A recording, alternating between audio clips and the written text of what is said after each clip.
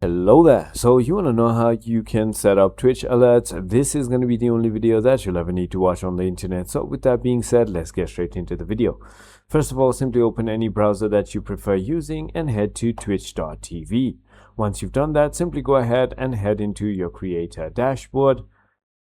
And this is where you can simply go ahead and add alerts right over here by clicking on alert and then click on create alert box.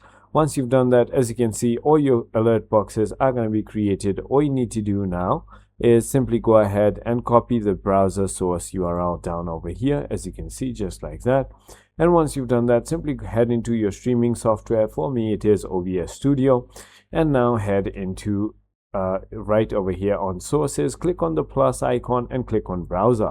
Now simply go ahead and create new and then simply paste the URL that you just copied from Streamlabs or from your Twitch alerts, and then simply put it here. And when you simply go ahead and test alert, it is simply going to go ahead and show up here as well. As you can see, it is as simple as that. I hope this video was helpful to you. If it was, hit that like button and I'll see you on the next one.